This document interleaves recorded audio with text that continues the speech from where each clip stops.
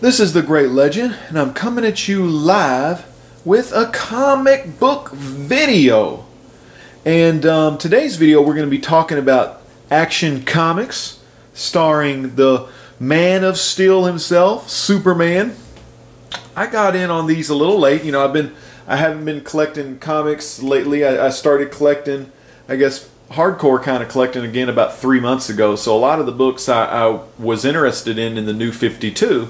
Because, you know, I'd read a lot of Marvel as a teen, but I only read a little bit of DC, so I kind of wanted to delve into the DC, and since they had that New 52, you know, I always kind of liked Superman pretty good, so I read a lot of him in the early 90s during the death of Superman and the return of Superman and all that good fun times. So I kind of wanted to get into some Superman. And so I've got a lot of stuff I'm still needing to read. I've got Superman, I've got Batman, Detective Comics, I got all kinds of stuff. Batman, I've got DC All-Star Western, IDW, I've got Ghostbusters and Popeye, which I have read Popeye. But today we're not talking about Popeye, we're talking about the Man of Steel himself. So I've been reading through these, and I've enjoyed them. There's some. The main writer of these comics are Grant Morrison, and the things that I've been getting into is the it's kind of like hit or miss. I mean, because he does a lot of flashbacks. You know, he goes back, then he comes back to present day. And by the way, this is you know, they have a current Superman comic out now, but this is kind of like 5 years before when Superman just gets into Metropolis. He's not working for Daily Planet here. He's actually working for the Daily Star, I think it's called, or it's their rival newspaper. And he got the job with this. I think it's Mr. Taylor. He used to be, you know, worked in a newspaper at Smallville, so he knew old Jonathan Kent or whatever, or old Pa, whatever, Pa Kent. And then anyway, so everyone is nervous because he's doing these magnificent feats. Luthor and General Lane, Lois's dad, they're trying to capture him, trying to probe him, take his blood, you know, try to find out what's going on. They kind of know that he's an alien just because he's doing all these wild feats. So in this issue, they also have another story. Clark's trying to catch this this bad guy, some probably gangster kind of guy. So Clark's writing these news stories and everything. But this is Action Comics #1 right there. I actually have 2 of those because I got a deal on eBay. These were really cheap. I think they were I got them on sale. He had knocked them down. I think it was like 2 for $5. This one here, in this one he stops a train from really kind of crashing and hurting a lot of people, but the train still gets rammed into still crashes, but it crashes into his body. So he's really weak from the train. Another thing I like about Action Comics is he is vulnerable to an extent, you know, so he can be weakened. This here,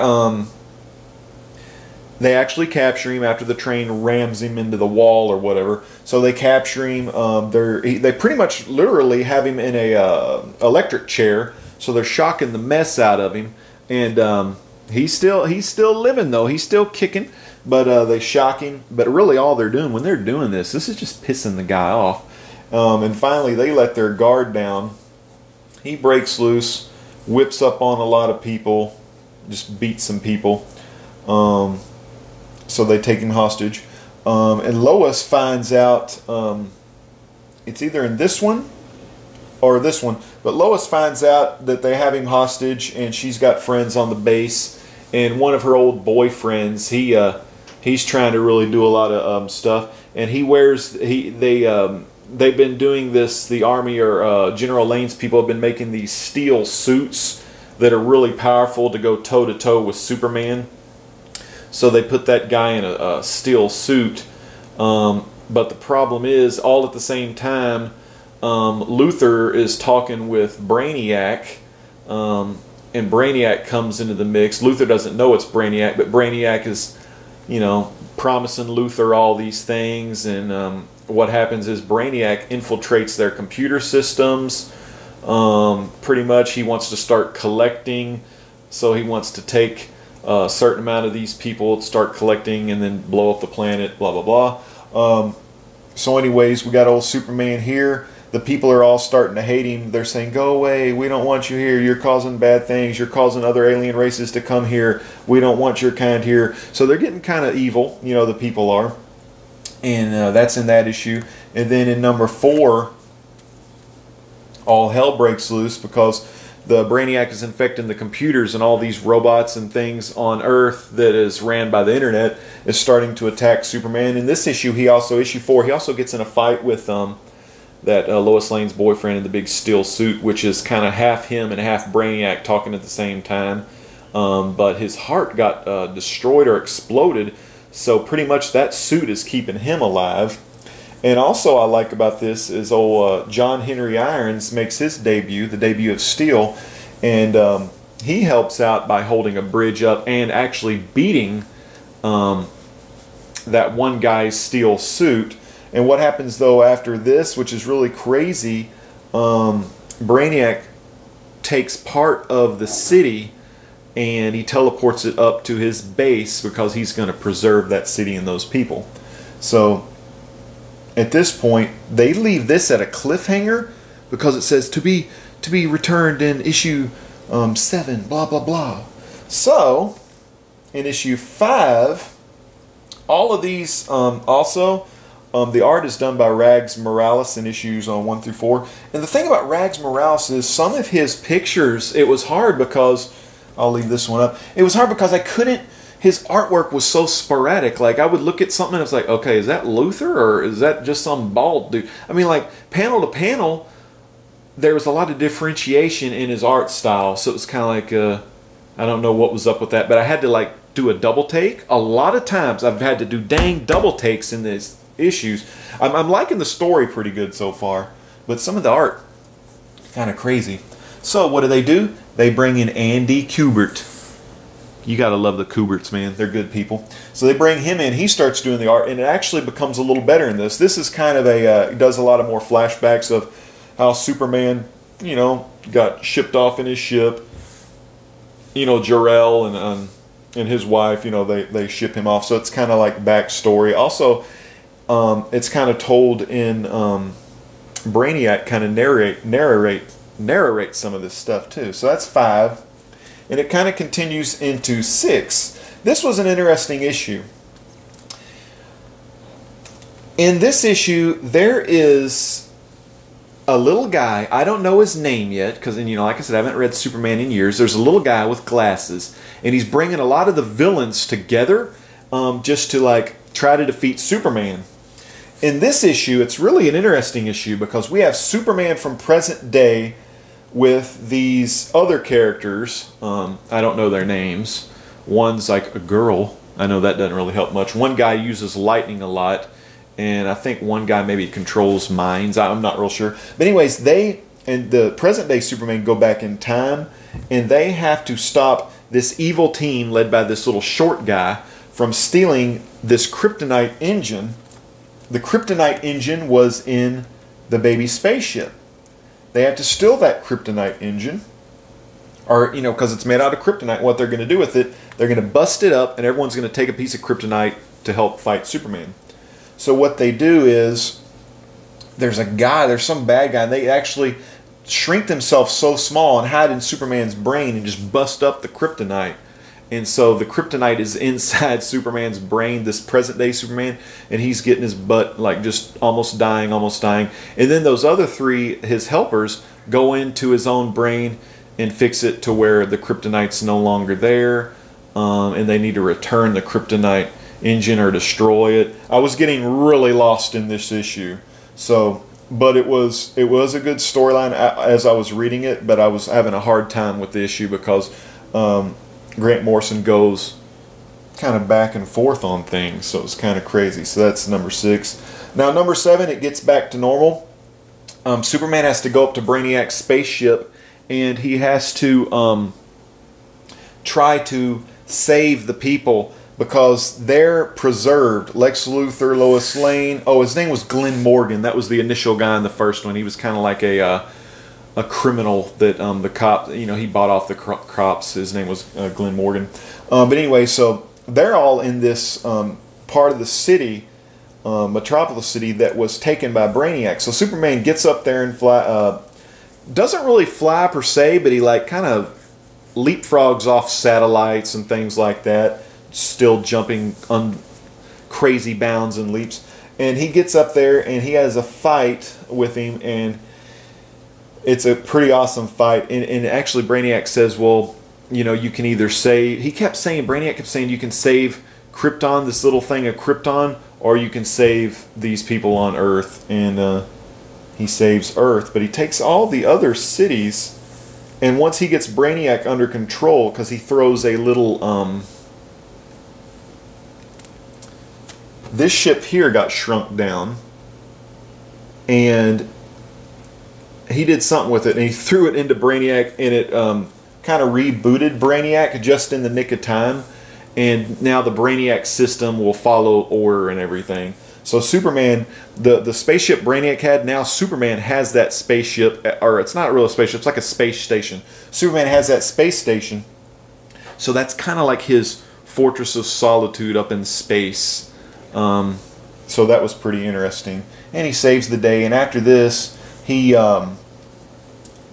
this is the battle, this is the sequel to this, but he wins, beats Brainiac for the fate of Metropolis. And Brainiac was actually that big steel soldier guy that Lois Lane used to date, that was in the army with old General Lane, with Brainiac connected as one weird beast. So he fought that guy.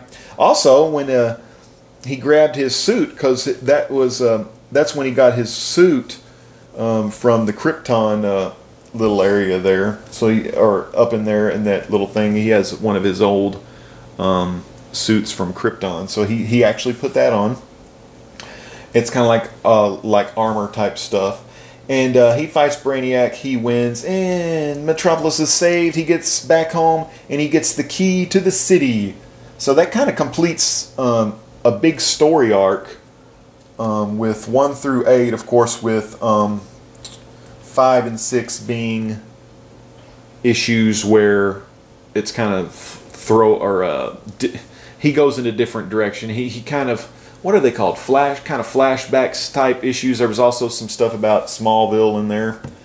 So that one's done. And now in issue 8, he does another one of them crazy deals where he doesn't even really talk about this Superman per se. He talks about the Superman of Earth 23. Now, I've never heard of Earth 23, but you know how like comics have different planes or parallel universes. So this one it was actually a pretty good issue, like on its own right.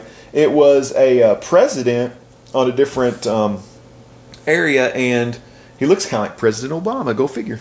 Our president. And anyway, so like this guy has Brainiac clones doing the normal presidential duty, kind of like just robot androids that look like him doing like presidential duty while he's out saving the world. And this was a weird issue because another parallel, a parallel Jimmy, a parallel Clark, and a parallel Lois made a machine on another parallel universe that could do a lot of cool stuff.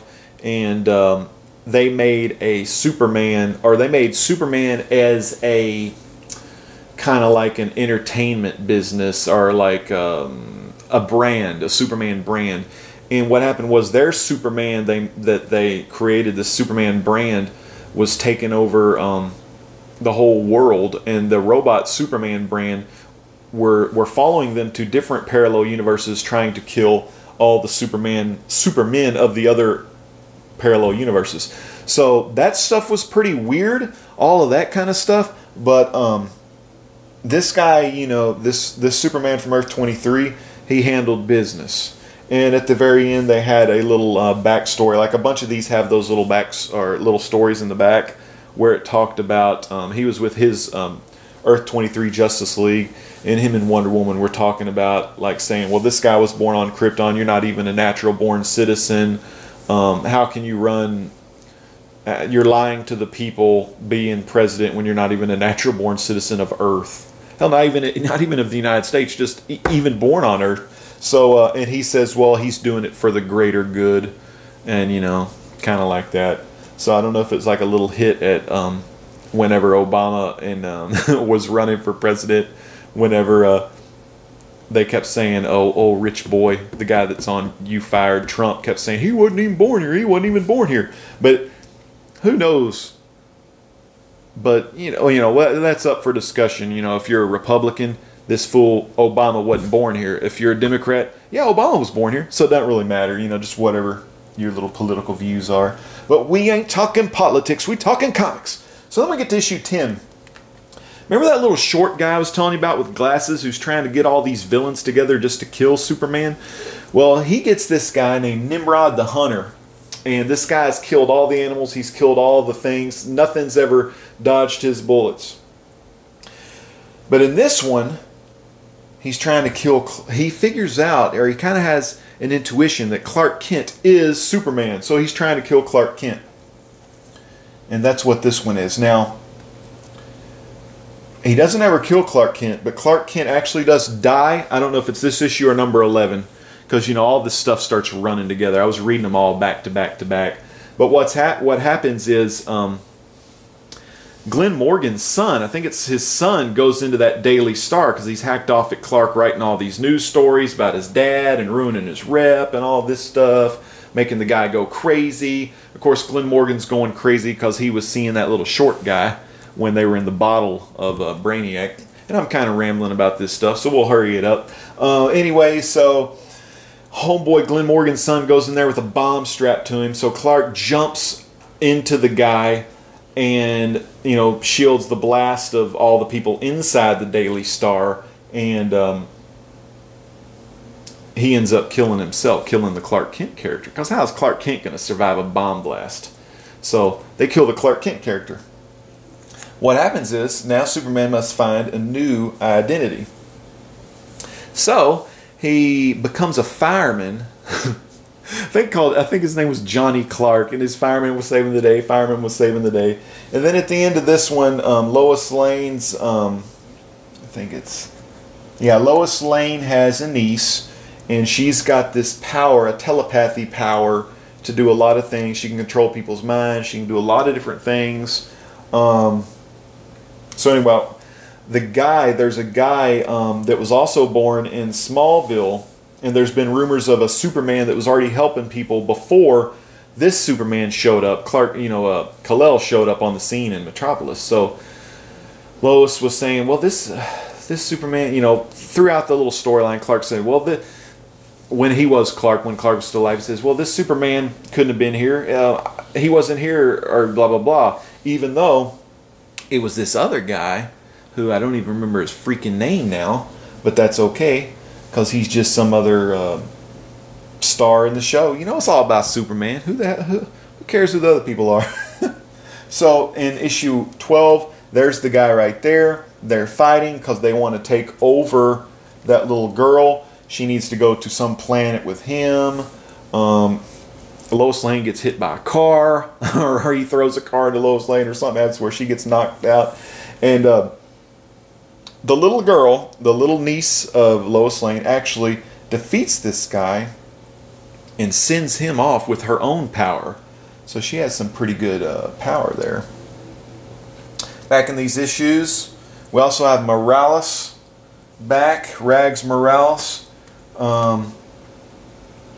And Morales came back in issue, I think, 7. But you know what? Having Kubert step in for a while may have been a good thing to get Morales back on track, because, like, issue 7 to up on, the art was, pretty awesome, I think. So anyway, they fight. Superman's having a hard time because he's controlling his mind, but finally that little girl steps in, messes with his mind, and that allows Superman to kick his ass, And then Superman punches him so hard, he punches him off planet, and he goes flying into the distance. And then, of course, we have Lois Lane. She has tons of internal injuries, so he rushes her to the hospital. And they're like, well, we can't save her. We can't save Lois Lane in time. So what Superman does, he races to the library. He says, do you have a library? He says, yeah. So he races to the library, reads all the books about it, races back to the operating table, and operates on Lois Lane. And then the doctors are just amazed. So I thought that was pretty dang cool. Superman, you know. So that's kind of my little Action Comics collection. I've been reading these over the past 3 or 4 days. And I'm liking them. I know some people like don't like Superman in the New 52, but it's Superman. I mean, like, there's no easy task with Superman, because no matter what you do with Superman, there's always going to be something wrong. You know what I mean? There's always going to be something wrong. Some people like Superman books. Or some people like Action Comics, the New 52. Some people don't like this series. But I kind of like this series, so I'm going to keep on getting it. Because I think it's pretty good. So that's all I have for you. And of course, these are in My Lights too. You know, by E. Gerber. And fullbacks. Because that's how I roll with it. But, God, this video is going very long. I'm so sorry for that. But if you've never read the New 52... Action Comics, pick some of them up. I mean, they're pretty good, and I'm interested to see. I don't have the annual for this yet, or the 0 issue, but I'm kind of excited to see what those are. I think Jor-El is going to be on the 0 issue, and it's going to be kind of another. It's going to be probably a story about Jor-El on Krypton. So I hope you like this. This was a full year's worth of Superman Action Comics. Coming at you live from the great legend. So, yeah, check this guy out. The Man of Steel. This is the great legend saying peace out and God bless.